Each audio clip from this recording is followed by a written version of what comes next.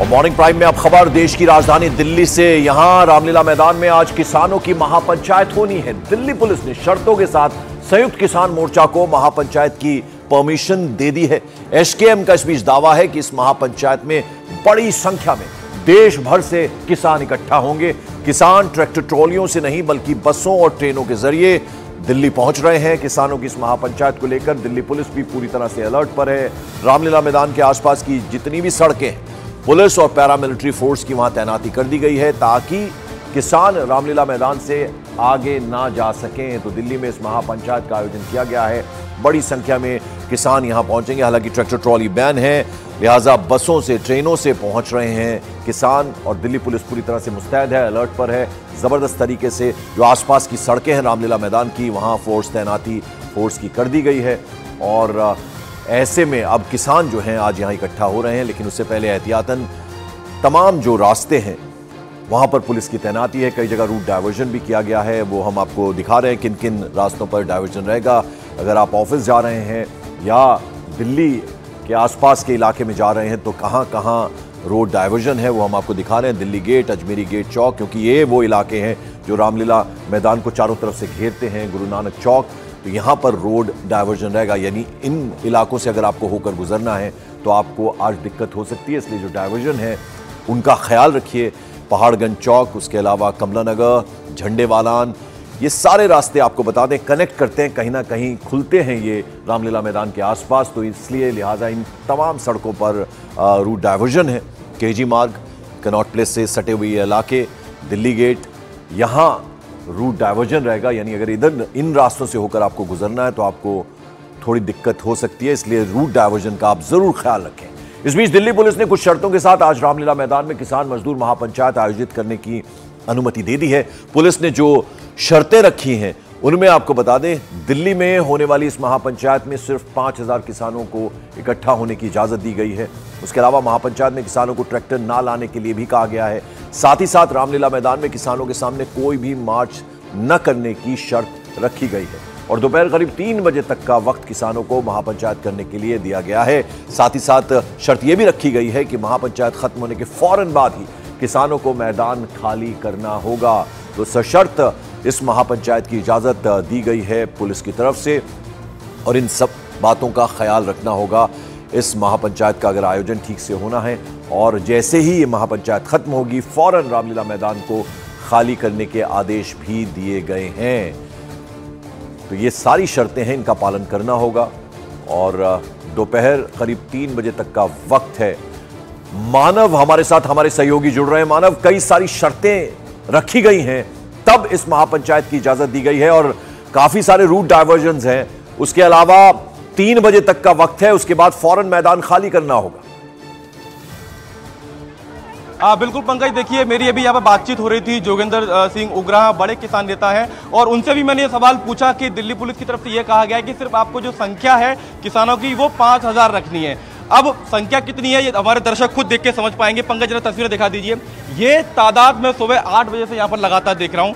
भारी संख्या में महिलाएं यहाँ पर पहुंची हैं, पुरुष तो साथ में है ही। और रामलीला मैदान के आसपास अगर आप दिल्ली घूमे हैं तो जितने भी रास्ते हैं वो सारे रास्ते बसेस से ब्लॉक हो चुके हैं। ट्रैफिक की व्यवस्था एक तरीके से लचर दिखाई दे रही है।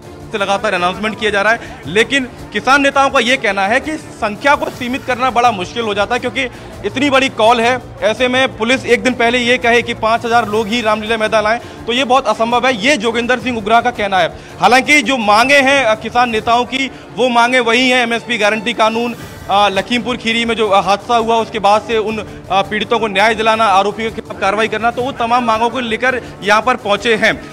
बड़ी बात एक ये भी है कि जब मैंने उनसे पूछा कि कुछ किसान नेताओं ने जाकर चुनाव लड़ा तो क्या वो वापस आंदोलन में आ गए हैं, तो उन्होंने कहा कि जैसे राजेवाल साहब हैं, उन्होंने चुनाव लड़ा, उनको लगा कि चुनाव लड़के गलती हो गई तो अब वो दोबारा से संयुक्त किसान मोर्चा में शामिल हो गए हैं। जगजीत सिंह डलेवाल और सरवन सिंह पंडेर 2 ऐसे गुट हैं जो अभी इस आंदोलन में वापस से शामिल नहीं हुए। बाकी सभी जितने भी एसकेएम के सदस्य थे वो सभी लोग इस मोर्चे में वापस आ चुके हैं। पंकज, और हम देख रहे हैं काफी भीड़ इकट्ठा हो गई है। राकेश टिकैत भी क्या पहुंचने वाले हैं, पहुंच गए हैं, कुछ इस बारे में जानकारी?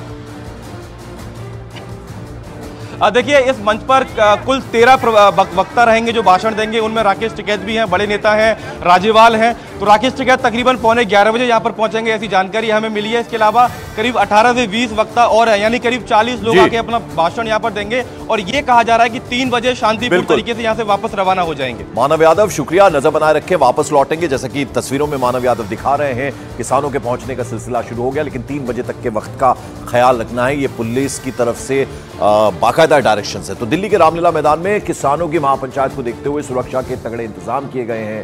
रामलीला मैदान के आसपास दिल्ली पुलिस के अलावा अर्धसैनिक बल की भी तैनाती की गई है और साथ ही साथ दिल्ली पुलिस के मुताबिक कानून व्यवस्था को बनाए रखने के पुख्ता इंतजाम कर दिए गए। कई जगह रूट डायवर्जन है और जो सड़कें हैं वहां पर जबरदस्त तरीके से इस वक्त पहरा है पुलिस का।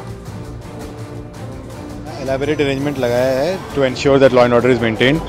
हमने जो ऑर्गेनाइजिंग ग्रुप है उन्होंने भी एक रिटन अंडरटेकिंग साइन करके दिया है, एक 23 पॉइंट अंडरटेकिंग उन्होंने साइन करके दिया है, जिसमें कि काफ़ी सारे पॉइंट्स है related to maintaining law and order.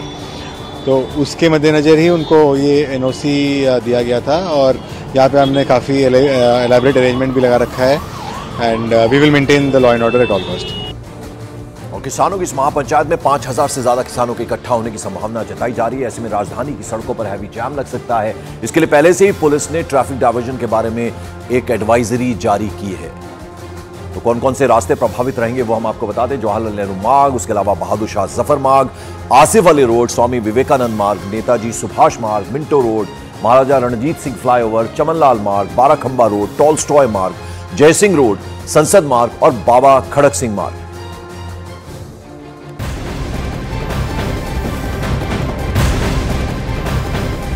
Morning prime में बड़ी खबर दिल्ली के गीता कॉलोनी से आ रही है। यहां एक इमारत में आग लगने से 4 लोगों की मौत हो गई है।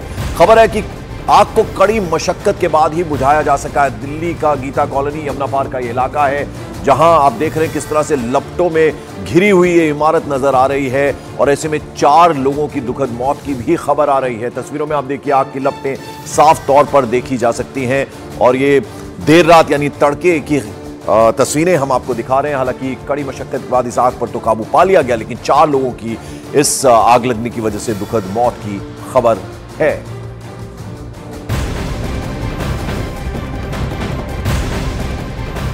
उधर दिल्ली के गाजीपुर से भी दिल दहला देने वाली तस्वीरें सामने आ रही हैं। गाजीपुर में बेकाबू कार ने 7 लोगों को रौंद दिया। सड़क हादसे में एक महिला की मौत भी हो गई, जबकि 6 लोग घायल हुए हैं, जिनका इलाज पास के हॉस्पिटल में हो रहा है। इलाके में गुस्साए लोगों ने कार में जबरदस्त तोड़फोड़ की, जबकि आरोपी ड्राइवर को पुलिस ने हिरासत में ले लिया और आगे की जांच जारी है। आप देखिए किस तरह से ये कार आई। अचानक से कुछ लोग वहां खरीदारी कर रहे थे और इस कार ने एकदम से आकर लोगों को वहां रौंद दिया। ये आप तस्वीरों में देखिए। और ड्राइवर जो है, आरोपी ड्राइवर, उसको पुलिस ने हिरासत में ले लिया। कार में जबरदस्त तोड़फोड़ की गई। पुलिस ने वहां पर हालांकि शांत करने की मामला कोशिश की। आरोपी ड्राइवर को हिरासत में ले लिया। एक महिला की मौत की खबर है, जबकि 6 के करीब लोग जो हैं वो घायल हुए हैं। भीषण सड़क हादसा हुआ है। गाजीपुर इलाके की ये तस्वीरें हम आपको दिखा रहे हैं।